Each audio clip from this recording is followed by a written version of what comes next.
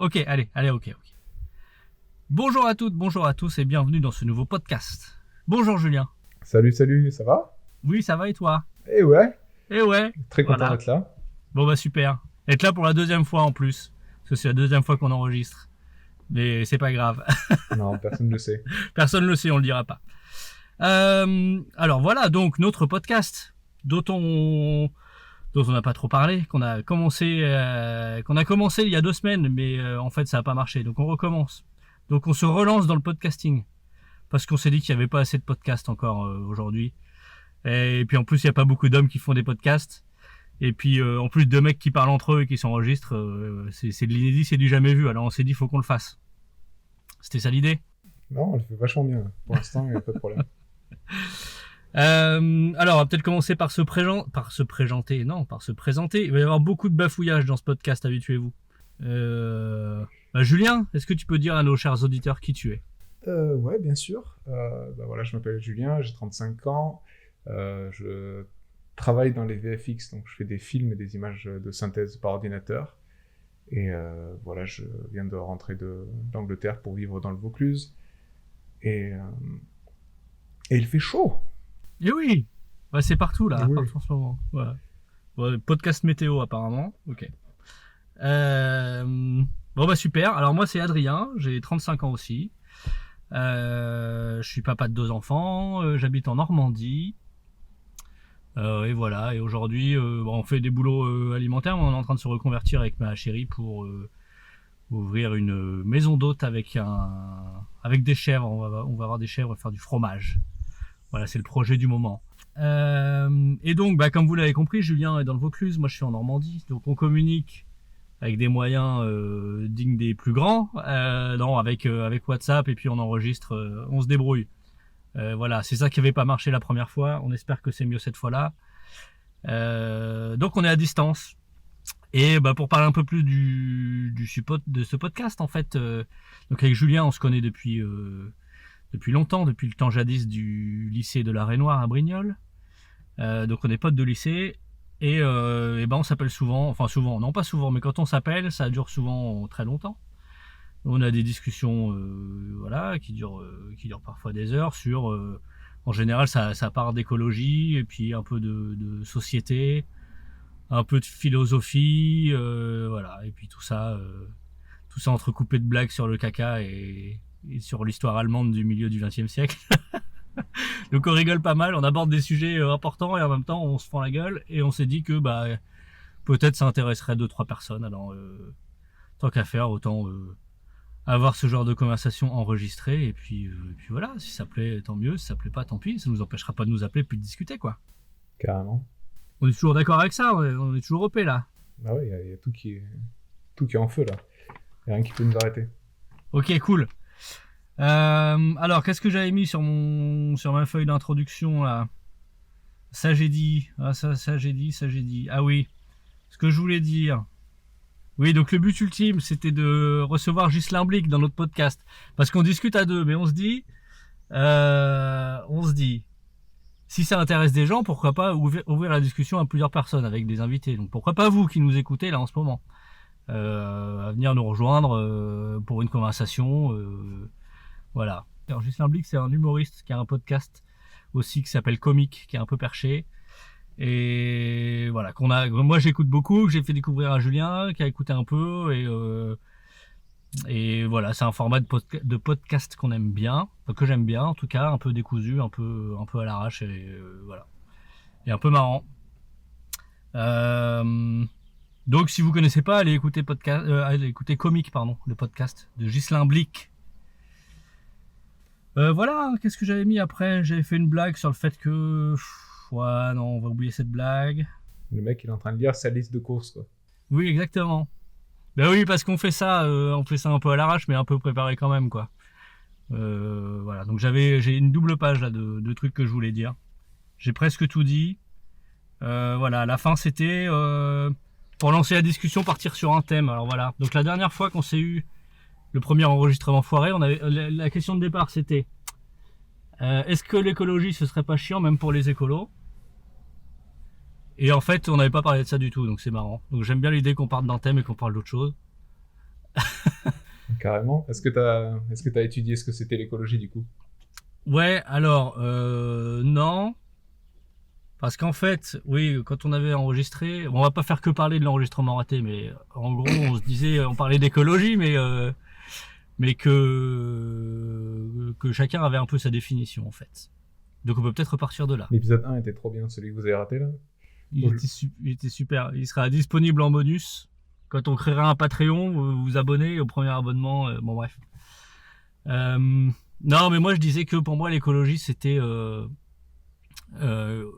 une façon de prendre soin de notre environnement, mais à plusieurs échelles. Donc aussi bien l'intérieur de notre maison ou notre appart que le quartier ou la ville, et puis après, de plus en plus globalement, quoi, au niveau de sa région, de son pays et du monde globalisé, quoi. Donc ce qui est une définition un peu généraliste et qui fait pas de sens, quoi. Mais je sais pas, Ouais, t'as cherché toi une définition ah ouais, plus...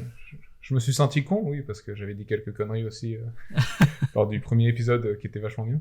Et ouais, du coup, apparemment, c'est juste comment l'homme se place par rapport à la nature et les animaux et la faune, la flore, machin. Donc ouais, il y a des visions de l'écologie plus ou moins humanistes. Et il y a des trucs où tu peux juste considérer que l'écologie, c'est juste des espèces qui cohabitent, en fait, dans un milieu. Ah oui. Et après, tu as la version humaniste qui est comment l'être humain se démerde dans tout ce bordel, en fait. Et surtout, comment il affecte tout le bordel. Ah oui, oui, ça peut être... oui, la première définition, c'est plus un écosystème. C'est juste l'existence des espèces ensemble, quoi. Ouais, oui. Ouais, on peut dire ça. Ok, ok. Et tu te positionnes comment, toi, par rapport à ça, du coup? Bah, comment je me positionne par rapport à l'écologie? Ben, je dirais que c'est quelque chose qui me passionnait pas du tout et qui, à force d'entendre des mauvaises nouvelles sur ben, le dérèglement climatique et tout ce qui nous arrive, au final s'impose comme quelque chose à connaître, quelque chose avec lequel on doit faire. Et donc, je pense qu'à voilà, à travers plein de documentaires et plein de reportages et trucs comme ça, c'est devenu partie intégrante de ma vie, partie intégrante de comment je consomme et comment je me nourris, comment j'achète, voilà, toutes ces choses-là qui... Voilà, ça a redéfini en fait le Julien que j'étais, qui était concrètement euh, un bon sujet, un bon citoyen consommateur, comme beaucoup. Ouais, t'as pas souvenir avant de voir ces documentaires un peu pas alarmistes, mais en tout cas lanceurs d'alerte, t'as pas souvenir avant ça d'avoir eu dans ton éducation Non, je pense il y a deux générations, donc mes grands-parents, ils étaient beaucoup axés ferme et ouais, voilà, terroir, tous, hein, travailler la terre et tout, tout. Et ça s'est perdu en fait. J'ai l'impression qu'avec la génération de mes parents, c'était plus nos parents ont galéré, nous ils ont mis de l'argent de côté pour qu'on puisse partir plus à la ville ou du moins dans les zones un peu urbanisées. Et du coup, on n'a pas besoin d'en chier comme ils en ont chié. Et du coup, ma génération à moi, donc j'ai grandi avec ce confort-là qui était acquis par mes parents. Bon, j'ai de la chance d'être dans la classe moyenne et tout, donc bien sûr, c'est pas le cas de tout le monde. Mais en gros, le fait d'avoir grandi dans un contexte où je jouais beaucoup à des jeux vidéo, je regardais beaucoup de divertissements, je me coupais énormément de la nature par choix, parce que je la ouais, trouvais ennuyante en fait, ou ennuyeuse, je sais pas comment on dit. Et voilà, et du coup, j'ai eu ce regain, j'ai eu ce regain d'intérêt, disons, surtout quand j'ai déménagé à Londres. Donc voilà, j'ai grandi dans un petit ouais. village du sud de la France, et le fait de partir à Londres et vivre 10 ans, en fait, ça m'a surtout montré à quel point j'avais besoin de cette campagne, j'avais besoin de tout cet environnement sur lequel j'avais tracé un trait, quoi, je m'en Ouais. foutais. Donc c'est le fait d'être privé de ça qui Ah m'a un ouais. peu remis les pieds sur terre en mode, tiens, tu te rends compte que tu peux pas être heureux tout seul, t'es pas autonome, t'es totalement dépendant d'énormément de choses. Et après, il y a eu le Brexit, plus le Covid, et donc tout ça, ça fait que ça te met un peu Ouais, plein de ouais. claques dans la tête. Ouais, donc il y a eu en même temps Et la voilà. privation de Je sais la pas. nature, du fait de ton aménagement, sans t'en rendre compte que ça allait te manquer finalement, parce que quand t'étais dans la nature, bah tu y portais pas plus attention. Et en plus, la prise de conscience par des documentaires, enfin en t'informant finalement, simplement en écoutant ce qui se dit là-dessus, quoi, sur le sujet. Ouais. Le fait de parler de ça, je réalise que j'étais un peu en mode autopilote, si tu veux. J'étais au collège, je cherchais à avoir mon brevet. J'étais au lycée, Ouais. je cherchais à avoir mon bac. Après, il fallait vite trouver des études supérieures qui soient intéressantes. Du coup, voilà, j'ai fait un BTS comme visuel. Après, j'ai été dans une école de cinéma d'animation. Et tout ça, c'était juste chercher le, comment dire, le meilleur bonheur à court terme. C'est un très mauvais terme de dire ça, mais de chercher en fait quelque chose pour Ouais. les 3 prochaines années. Le découlement naturel des études, ça a été de trouver un travail. Le premier travail que j'ai eu, c'était à Londres. Et Ouais. du coup, tout ça s'est enchaîné sans que je puisse vraiment me poser, souffler et me dire, voilà, est-ce que c'est vraiment ce que je veux? À l'époque, je pense que oui, ou du moins, j'avais pas le recul nécessaire. Je pense que j'étais particulièrement spécial, disons, avant mes 25 ans, où voilà, Ouais. j'étais dans ma bulle, quoi. Et, euh, et c'est comme ça que j'en suis arrivé là, quoi. Ouais. Mais si t'étais spécial, sinon on serait pas devenu pote, hein, évidemment. Évidemment que t'es quelqu'un de spécial.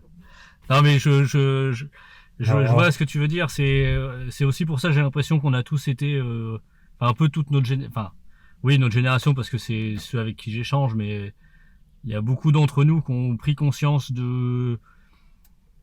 qui prenaient une direction qui leur plaisait pas une fois leurs 4-5 premières années de boulot passées, en fait. Où toute ton adolescence, t'es dans le rush, comme tu dis, tu fais brevet, bac, les études supérieures, tu cherches un boulot, tac tac, puis après, au bout de 4-5 ans, tu commences à être posé dans ton job, et puis tu te dis, mais putain, en fait, ouais, tout ce que j'ai fait là, bah, pourquoi je l'ai fait en vrai? Est-ce que c'était vraiment ça dont j'avais besoin? Est-ce que c'était. Donc après, il y a deux solutions, hein. Soit tu fais un burn-out et puis tu démissionnes de ton taf pour faire autre chose. Soit, non, mais ça se manifeste par une prise de conscience un peu écologique déjà, et puis sans doute aussi ta volonté de revenir en France, de venir habiter dans. Parce que là, t'es à la campagne, t'es pas mal à la campagne quand même, t'as une maison. Enfin, je sais que nos discussions pendant le Brexit, et pas pendant le Brexit, mais pendant le Covid, où t'étais enfermé dans ton appart, enfin, c'était compliqué, quoi. Je sentais bien qu'en tout cas, tu avais vraiment besoin de plus d'espace, quoi. bah ouais, plus d'espace, plus de liberté, voilà, c'était Ouais. pas facile. Mais bon, il y a aussi le fait que peut-être qu'on n'est pas si spéciaux que ça, dans le sens où beaucoup de gens ont la crise de la trentaine, beaucoup de gens après 10 ans de carrière se remettent en question, parce que du coup ils ont vu un peu toute l'étendue pardon, de ce que le boulot allait leur apporter. Donc est-ce qu'ils allaient pouvoir grimper indéfiniment les échelons? Est-ce que ça les satisfaisait tout ça? Mais voilà, du coup j'imagine vers 30-35 ans, c'est en mode ah merde, ok, ben ça paye pas trop mal. Est-ce que je suis vraiment heureux dans mon travail? Est-ce que je mérite mieux, machin? Et c'est peut-être quelque chose que la société aussi nous a fait penser. Peut-être qu'elle nous dit, vous devez être individualiste, vous devez réfléchir à votre bonheur, c'est un peu votre quête. Tout le monde doit être heureux, tout le monde doit pourchasser ça. Et donc ouais, avec un peu de chance, ça parlera à pas mal de gens qui ont ce luxe-là de dire je peux changer de carrière, je peux Oui, changer de vie oui, c'est vrai que beaucoup tu as plus raison de tard. dire que c'est un luxe aussi, et c'est peut-être aussi pour ça que nos parents n'ont pas pu le faire. Euh, oui, je pensais que c'était un phénomène un peu générationnel, parce que j'ai l'impression que nos parents font le même boulot, ont toujours fait le même boulot, ou ont toujours été dans les mêmes entreprises.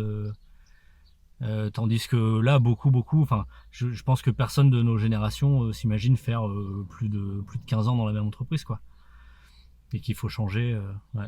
Ah non, Ouais. carrément, je sais pas si c'était une sorte de valeur de fidélité qui était inculquée lors de l'éducation, soit c'est juste le fait maintenant d'avoir accès à Internet, d'avoir accès à tous ces réseaux sociaux qui te montrent Ah plein ouais. de gens qui font plein de trucs différents, qui ont accès, ça peut être n'importe quoi, mais tu peux voir des gens qui font des tutos pour t'apprendre n'importe quoi, et c'est beaucoup plus facile de te projeter et te dire, ah tiens, si j'étais Ouais, plombier, si ouais. je faisais mon potager, si je faisais ça, et du coup, j'ai l'impression qu'on part vers quelque chose où les gens n'ont pas une étiquette, mais plusieurs, et c'est une richesse au final, parce que c'est comme ça que tu deviens plus débrouillard, le fait de pouvoir faire Ouais. plus de choses toi-même. Enfin, je pense que tu es assez bien placé pour parler de ça. Oui, après, je sais pas s'il y a pas aussi une crainte, parce que tu vois, comme tu disais, nos parents, ils ont fait en sorte que nous, on ait une vie confortable plutôt qu'eux, tu sais, avant qu'eux. On essaie toujours, en tant que parents, de faire partir nos enfants de plus loin que là, de là. Ah, est-ce que j'arriverai à le dire? Oui. Dis-le en anglais. Non. Dis-le en anglais. Non, je vais encore passer pour un trou du cul. Non. En tant que parents, on essaie toujours de faire partir nos enfants de plus loin que de là où nous on est partis. Bon, je crois que je l'ai bien dit. Bref. Et du coup, nous on part dans, enfin moi en tout cas, j'ai franchement pas à me plaindre.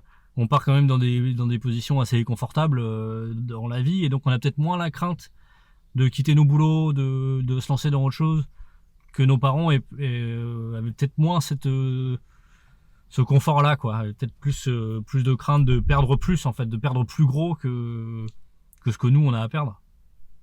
Peut-être que c'était pas si démocratisé. Peut-être qu'ils n'entendaient pas parler de faits divers ou d'histoires parlant de gens de leur génération, justement, changeant de carrière, et vu comme une réussite, surtout. Parce que j'imagine qu'il y en a qui l'ont fait. Mais plus tu en fais la publicité, plus les gens vont se dire « Ah tiens, et pourquoi pas moi ?» Oui. Ouais. Il faudrait qu'on invite un vieux. Ouais, c'est ça. Et bah, écoute, faut en parler avec lui. S'il y a un vieux qui écoute, qui veut participer... ouais, ça roule. Après... Ouais, donc tu disais que toi l'écologie, c'était venu après. Moi j'ai un souvenir à l'école où on avait, c'était en école, en cours élémentaire, je sais plus quelle classe, c'était CE1, CE2, je sais pas, bref. Où on était allé faire le nettoyage de printemps, ils appelaient ça, et c'était avec les magasins Leclerc qui sponsorisaient ça, je crois qu'ils nous avaient filé des casquettes Leclerc, et on avait fait tout le tour du village avec des sacs poubelles pour ramasser les déchets. Et voilà, ça c'est le premier, moi c'est le premier souvenir que j'en ai de m'intéresser à l'écologie. Et après c'est peut-être pour ça que ma définition de l'écologie, c'est de s'occuper de ce qu'il y a autour de nous, dans sa maison, parce que pour moi en gros, ouais, le premier truc c'est de ramasser ce qui traîne, quoi, déjà. Et puis après, bah, ce qu'on ramasse, on le trie, et puis... bien sûr, surtout quand c'est toi surtout si c'est toi, si c'est l'homme qui l'a mis en place. Hein. Si c'est toi qui as jeté ton déchet, ou quelqu'un d'autre, c'est un peu ta responsabilité. Mais du coup, ton retour de ça, comment t'avais pris ça quand t'étais un enfant, quand t'avais dit tiens, prends cette casquette toute pourrie, ramasse des poubelles des autres. Est-ce que tu as vu ça comme une activité fun, ou c'était... Ouais, moi, je pense que... Enfin, j'en ai un bon souvenir. Après, j'ai pas beaucoup de souvenirs, mais j'en ai un bon souvenir. Après, moi, quand j'étais gamin, on me disait fais ça, je le faisais. Je réfléchissais pas trop. Hein. D'accord, tu te posais pas la question, est-ce que tu passes un bon moment? Non, et puis je me posais pas la question de ah bah non, c'est pas moi qui ai mis la bouteille par terre, donc c'est pas à moi de la ramasser. Là, c'était une sortie scolaire, on était tous ensemble. Du coup, on faisait le tour du village, on ramassait les trucs. Je sais pas. Ouais, j'étais pas chiant comme gamin. Hein. Ouais, non, mais on en reparlera. De toute façon, comme d'habitude, là, on était parti sur un thème, on en a pas du tout parlé. Donc, on reprendra la discussion là où on en était, et puis. Bah ouais, carrément. Bon, bah voilà, donc du coup, c'était un court épisode, mais comme ça vous donne un avant-goût de ce qu'on veut faire de ce podcast. On espère que ça vous a plu. Dites-nous ce que vous en avez pensé. On sait pas encore... là, à l'heure actuelle, là, au moment où on se parle, on sait pas encore comment ce sera diffusé. On sait pas encore comment on va faire. Mais un jour, ça va arriver dans vos oreilles. Et redites-nous après ce que vous en avez pensé. Si c'était intéressant ou pas. S'il y a des changements, si vous avez des idées. Si vous avez trouvé ça cool, faut le dire aussi. Si vous avez trouvé ça nul, il faut nous le dire aussi. Et puis voilà. Ouais, nul, il faut nous le dire aussi, Julien. Tu dodelines de la tête là. Si vous êtes pas, ah ouais, c'est ça. Si vous n'êtes pas content, faites vous-même votre propre podcast avec ce que vous voulez dedans. On fera un tuto sur comment faire un podcast, je pense. Oui, c'est ça. Pour les nuls. Par les nuls et pour les nuls. Bon bah voilà. Bon bah merci de nous avoir écoutés. Merci Julien. Merci à tout le monde, merci à toi et merci aux auditeurs très très nombreux. Oui. Et bon appétit du coup. Ça roule. À bientôt. Bisous.